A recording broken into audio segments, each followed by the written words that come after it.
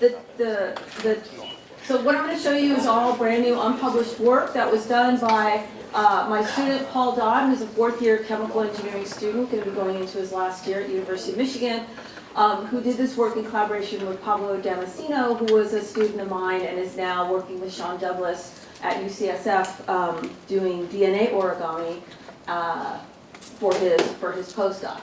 Okay, so the motivation is thinking about how to build nanoscale polyhedra, and in the literature there are examples of, for example, the stuff that Pablo is doing now, which is using DNA, which Sean Douglas has done here, and this is a paper from the Harvard group in 2014, using DNA to self-assemble little cages of polyhedra. And then there's examples at the macro scale, which I'll show in a moment, of how to self-assemble two-dimensional sheets into polyhedra. And we're interested in the question of what happens when the system is stochastic and you have thermal fluctuations. And you imagine that you can take a polyhedron like a cube and cut it open into a net.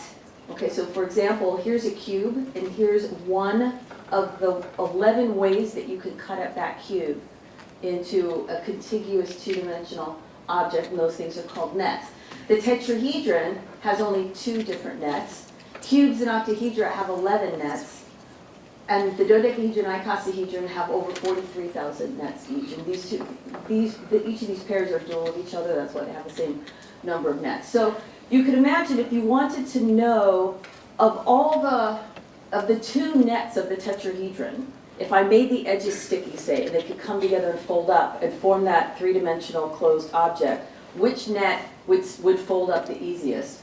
You could just do a simulation, you could do an experiment, figure that out. Even with 11, you could do that. But once you start having 43,000, or you go up to larger and larger or irregular polyhedra, then of course this becomes very challenging. So this is just an example from David Gracia's group, who looked at this problem a lot at the macro scale, starting with work that he did back when he was a student or postdoc with George Whitesides, where he wanted to self-assemble objects. So for example, you could imagine thinking of this as just taking a cube and separating it up into 6 independent sides, and then seeing if you put the right interactions around the sides, they could move around and solve it in a Brownian way and find each other and form this. Again, of course, there's a lot of degrees of freedom. If you were to connect them together in one of these nets, then you put on these constraints and reduce the amount of degrees of freedom, so that seems like it would be a better way to go. They enumerated a bunch of different nets and came up with the prediction that nets that look like this would be bad folders, and nets that look like this would be better folders, with a correlation basically having to do with, say, the radius of gyration of this. But we want to understand if that's true, and if so, why. So here's just a little movie, which I'll show briefly, of that work by Panda Doll in PNAS in 2011. This is a 300 micron object with little solder drops, and they put it in a solution that they raise the temperature above the melting point of the solder, and then the solder is starting to attract, so the thing comes together and eventually forms this closed thing. So I would say that that was a good net. Of the 43,380 nets of the dodecahedron, that was a good one. Okay. But we want to look at this at the nanoscale where the forces are stochastic. And so the way that we're looking at this, we imagine our perfect solid, and then we figure out what's the cutting tree, meaning what edges are you going to cut along to split up into your net. That gives you your net, so you can enumerate all the different 2-dimensional nets. And then we're going to model this net, and you could do it in a number of ways. We did this by making basically rigid faces that are connected to each other by springs, and the faces will be hard faces basically, and we'll put attractive spheres around the outside of the faces. Then we lower the temperature and see, as a function of temperature, if we can get it to fold. And we're going to look at not just can we get it to fold, but exactly how does it fold? What do all the faces do? What kind of microstates does the net go through as it goes to this final conformation, if in fact it gets to that final conformation? We do this for all the nets. Okay, so this is what the model looks like. Here's the simulation of one of the nets the tetrahedron folding up, and so gray is attractive here. These are the attractive edges, and the rest of it is just hard or with springs. And so you see that this folds up, and this happens to be a really good net for the tetrahedron. So we're going to ask, how are the dynamic pathways during stochastic folding influenced by the geometry and the geometry in the net, but you can also think of it as topology, not from the point of view of just the 2D cutout, but from the point of view of the sticky edges and how they're connected relative to each other. You can't just make a continuous mathematical transformation from one to the other, so you can also think of these as different topologies in that sense. So what Paul did is, he ran this, and then he said, okay, I'm identifying that state, that's the unfolded state, and then he catches it in this other intermediate state, and now he catches it in this final state, and he's going to call that, within some tolerance, a folded state. And in equilibrium, these things can fold and unfold, and so you could monitor all of these transitions. To do this, we're going to identify both native contacts and non-native contacts. So just like in protein folding, there are native contacts, which are bonds that are formed that are part of the final solution, and there are non-native contacts which form and are not part of the final solution. Sometimes they form, and by bringing the parts of it that are supposed to fold in proximity to one another, they can help the system to make more native contacts. Then the system has to get rid of them to make the final solution. Sometimes non-native contacts are just bad. They just get you stuck in a kinetic trap. Okay, so Paul colors the non-native contacts red, the native contacts are green, and so one classic non-native contact we see is where one of these edges will fold underneath the other. So, okay, we could have made a model where we didn't allow backwards folding. That would be like the movie you saw, the macro scale thing. But we wanted to have it fully flexible in 2 dimensions. Okay, once we enumerate all the different folding pathways for every single net, for every single polyhedron, we can then calculate the flux through every pathway, meaning how probable is it for a certain pathway of microstates to be followed in folding using transition path theory, and by doing that we can identify the dominant pathway. So the key thing is that we're going to calculate this reactive flux, or the folding flux. And so imagine that we're sitting there in equilibrium, and things folding and unfolding and folding and unfolding, and every time it's folding and unfolding, in principle, it could follow a different pathway. So imagine that this is a long infinite pathway where A is the unfolded state and B is the folded state. Then this is an example of a path from unfolded to folded. This is an example of a path from unfolded to folded. And we want to catch all of those and then calculate the flux, the proportion of pathways of folds that follow along that pathway. Okay. I'll skip that just to save some time. So here's some of the nets studied in this work. So I showed you this one, and this is the other one for the tetrahedron. There's only these two. These are the 11 for the cube, and these are the 11 nets for the octahedron. Okay, so let's look at the simple case for the tetrahedron. Now, this is one of the nets of the tetrahedron that we looked at a minute ago. These 95% of the times that this folds, it folds through one of these pathways, with the darkness of the line indicating the relative flux. So almost all of them fold very simply. They start from this unfolded thing, they fold up so that two of the sides come up together, and then the last side comes. So the simplest way that you would imagine folding up this net into a tetrahedron is exactly what this thing follows stochastically. Every once in a while it gets lucky and just boom goes into that without any identifying intermediate states. Sometimes it goes to these traps and then gets untrapped, or it goes to a trap and then another trap and then it unfolds itself. Okay.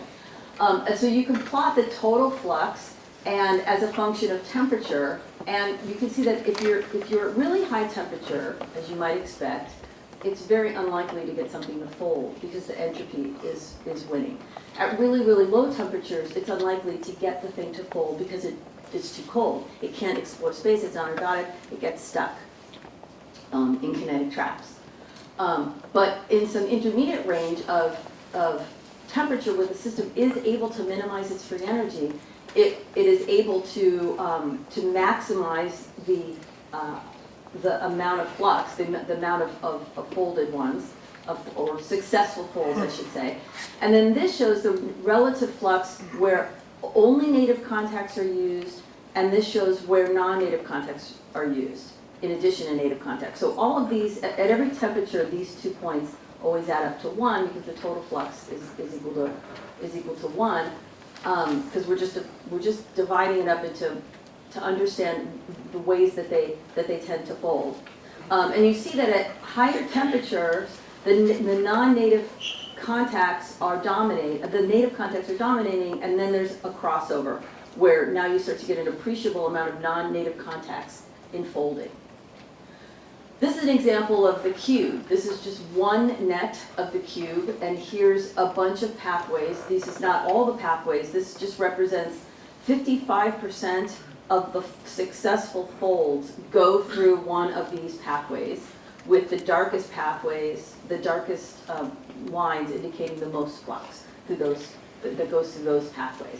And again, you could look at what's the total flux as a function of temperature and see that you can maximize folding at this particular temperature. And here you have a crossover, but it's a slightly higher temperature than the maximum folding temperature, where you start with basically only native contacts are getting you to fold, and now you're starting to use non-native contacts to help you to fold up the system. And these kinds of crossovers are observed in many self-assembling systems. One nice example is from this paper by Andrew Long and Andrew Ferguson at University of Illinois Urbana-Champaign that they published in 2014, where they studied patchy particles self-assembling into little icosahedra. And as a function of temperature, they looked at all of the different ways that you could have these 12 independent monomers coming together and forming this cluster. And they found that at high temperatures, the primary pathways are one monomer adds at a time. One monomer adds at a time, and finally you get your complete cluster. But that when you get below this crossover, the things just come together like a cluster, just a big glob, and then they reorganize and rearrange in order to further minimize the free energy in the target configuration. So you cross over from one dominant type of pathway to another dominant type of pathway. And that's what we're seeing for these nets. So this is something that, that really surprised me when we looked at the question of what happens as you change the nets. Like, so you're thinking about just the cube, but you have 11 different nets. And each of those nets, you're looking at all the pathways and which are the most dominant pathways and blah, blah, blah. So this is a plot of the fraction of the internal degrees of freedom in a particular, you grab it in some state, some microstate, some intermediate folded thing that you identify as a state. If it was completely unfolded, this would just be the number of faces minus the number of edges, because there's no bonds, because it's just a completely unfolded net. And then you divide that by the number of the unfolded state, and so so that's 1.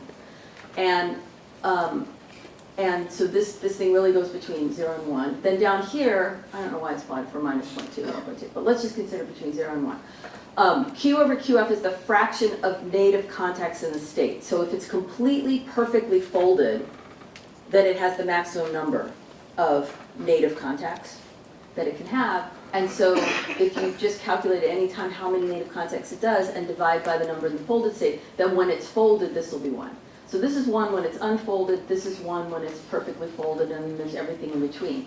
And on here are plotted 11 different nets, the results for 11 different nets. So we're basically running the simulations, and we're catching at any given state, we're calculating its relative Q and calculating its relative N and plotting it. So each of these kind of grayish points represents a state, and the size of that point represents the total flux through that point, summed over all of the different pathways, right? Because there's different states, microstates, and you could be coming along, a path that goes like this, and then down to the state, or you can come this way to the state, right? So you can go different pathways, but go through the same transition state.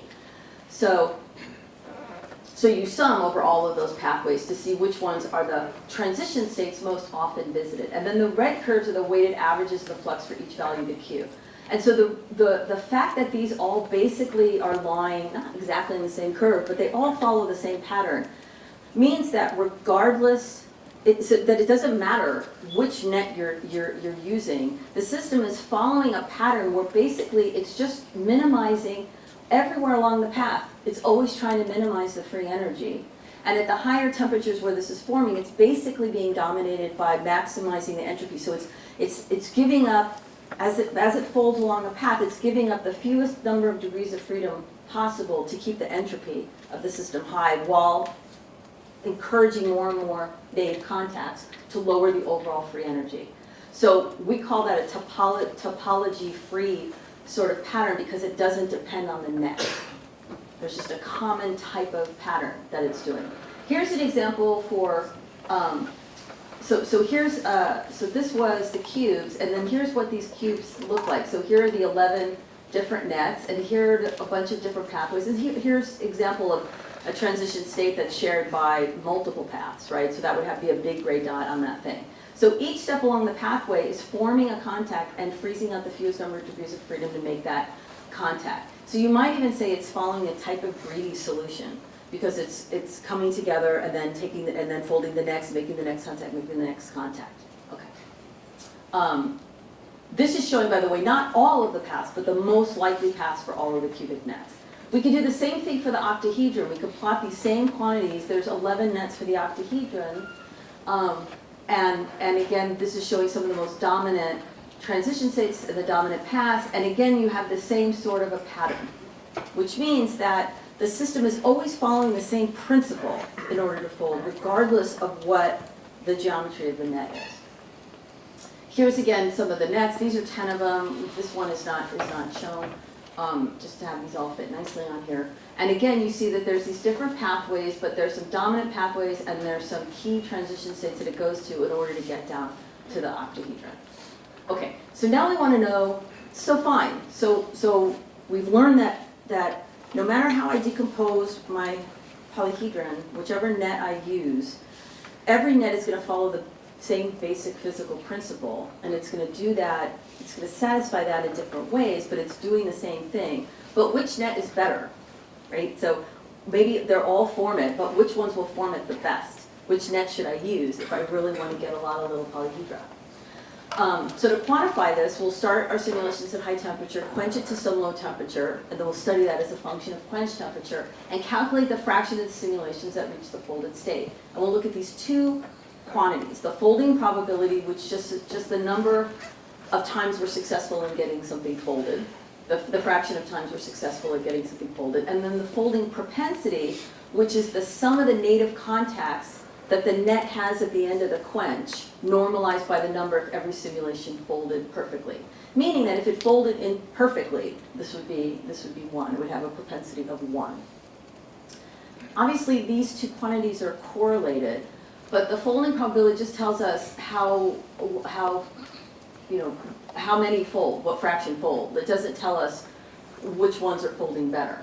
And that's what the folding propensity is going to help us understand. So here are all the nets for the tetrahedron, cube, octahedron. And just look at two different cooling rates. This is the slowest cooling rate, the lower one. Obviously, we would expect that the slower you cool it, the better you'll probably do. The more likely you are to fold without getting caught in a kinetic trap. And so when you look at the folding probability, the blue circles are always to the right of the red circles. So to the right, this is, say, folding probability 1, and this is folding probability of 0. So for example, for this particular octahedron net, at this faster cooling rate, we never get anything to fold. But at this slightly slower cooling rate, well, 100 times slower cooling rate, you do get things to fold. But it's not really good. And in fact, really none of the octahedron nets are all that good. If you look at the tetrahedron, this net folds every time no matter what. It doesn't matter what you do. It always figures it out. Whereas this net always figures it out if you cool slowly enough. But if you don't cool slowly enough, it doesn't. It only figures it out, say, half the time. Okay, so this is a way of seeing how cooling rate can affect the probability of getting the final structure from a particular net. Then we can also look at the propensity, and those are given by the open circles. And when you look at the open circles, then you start to understand a little bit better of when they fold, how are they doing it? Which ones are better? Okay, and then you start to see that some of them do have, maybe they have a relatively low probability, but they actually have a higher propensity relative to some other nets. So let me try to illustrate what's going on. So here's a movie on the left of the best cube net, and on the right the worst octahedron net. So this is the lowest propensity to form an octahedron, and this is the highest propensity to form a cube. And so you see it just trying to figure out, it pretty much has most of it, but then it gets these non-native contacts. And then it just has to go until it figures it out, and then once it figures it out, it's bonded. And of course, you could sit there a while and know there's a problem. There's always a thermal fluctuation that might unbond it. This one, there's this competing structure called the boat structure, which is a competing structure to the octahedron. And so it's very likely that you'll get this boat structure. So it's another, an energy well on the landscape, on the free energy landscape for the octahedron. So to understand this, we looked at a couple of different quantities where we plotted folding propensity versus different things. So, for example, we plotted it versus roughness. Where roughness is the number of traps connected to the unfolded state. So that Paul got by looking and enumerating all of these different pathways and looking at all the kinetic traps. And the more kinetic traps you have, we say the rougher it is, because we're picturing the potential energy landscape and saying, okay, we have a rougher landscape. Okay, so you can plot it versus roughness. And if you look at the propensity versus roughness for the cube, that sort of makes sense. The more rough it is, if I look at the octahedron, the more rough it is, what am I trying to say? The more rough it is, the lower the propensity is. No, look at the okay. The higher the roughness, the lower the propensity for folding. The lower the roughness, the higher the propensity for folding. This is what you might expect. So the cube follows intuition, but the octahedron doesn't.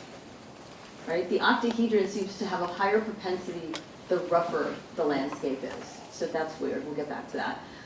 We can also do it versus the number of paths that are enumerated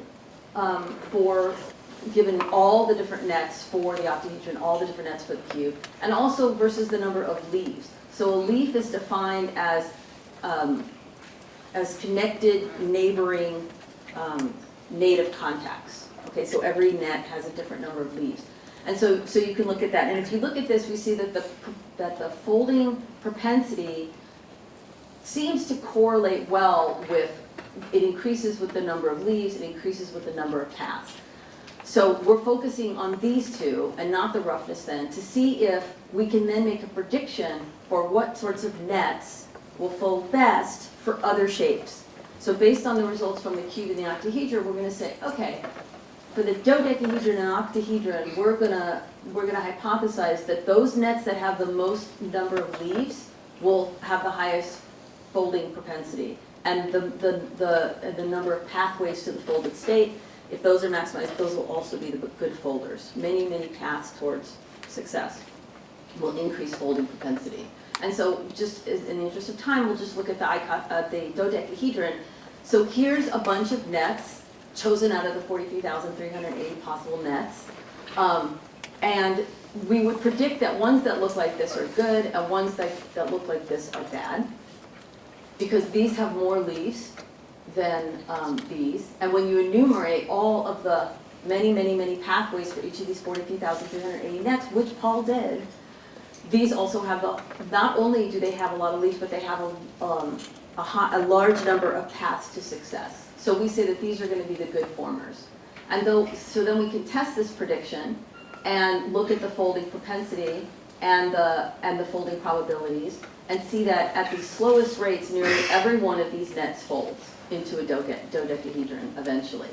The cooling rate is too fast, then you can get stuck. But that's always the case, right? Okay, so I don't know what time it is, but I'll finish up. So some conclusions, and I should say I'm happy to present this here because this is totally new work just presenting it for the first time, and so I'm eager for any and all criticisms and critiques and feedback. Our conclusions at this point are that there's a temperature dependence of the assembly pathways and therefore a crossover temperature, which is something that you would completely expect in these systems. But when you then look at high temperatures sort of above the crossover, we find that all of the pathways freeze out degrees of freedom in similar ways for different nets for the same thing. So it's not like some nets are better than other nets, but they're all doing the same sort of pattern. So once you know something on some of the nets, you can predict what the other nets will do.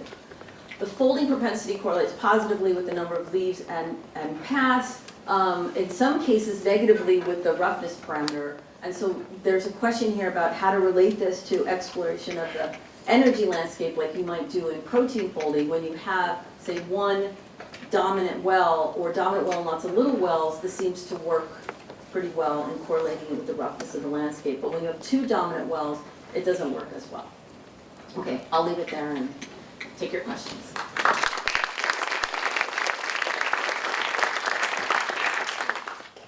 Many thanks also for staying in time. Yeah, I guess there are questions. Okay. Whoever gets that microphone.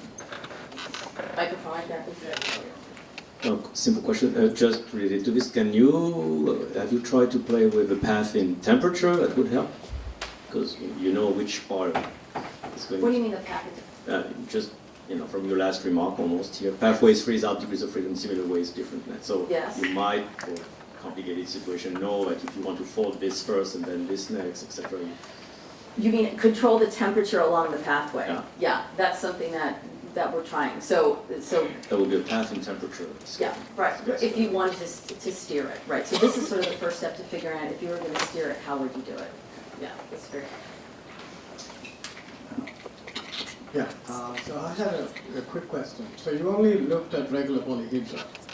Regular, yeah. Yes. Because so all of these have the same kind of faces, Yeah. so they can all fall onto each other. Yeah. But if you had an irregular polyhedron, then different nets might behave slightly differently. Absolutely. And, yeah. Because you can't, the energetics will be different. Yeah. No, that's a great point, because depending on how it folds, Exactly. it might. I mean, It might not meet an edge. you might get a lot of inhibition of non-native contacts. Absolutely. But yeah, I don't know what will happen. Okay. Lisa? So Sharon, I had a question about the slide you showed with the sample good and sample bad dodecahedrons. So one of the things that I sort of noticed is that you highlighted the number of leaves, but I could have like a machine learning algorithm or something, look at those pictures and say, all of the pictures on the left just look very different from the pictures on the right. Yeah.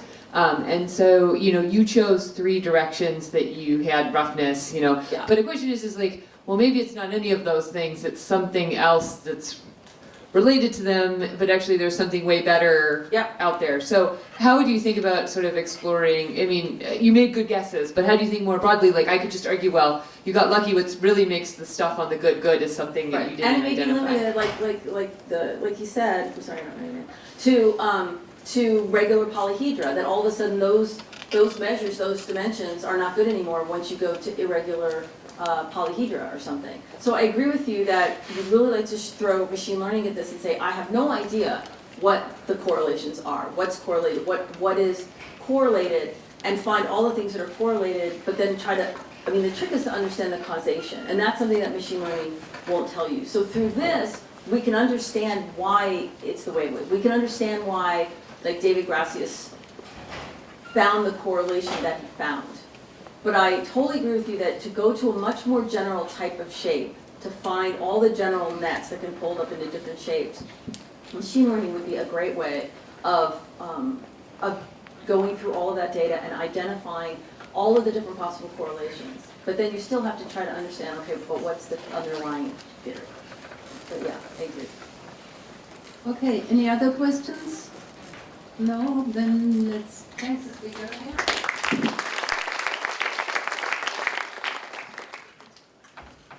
Then we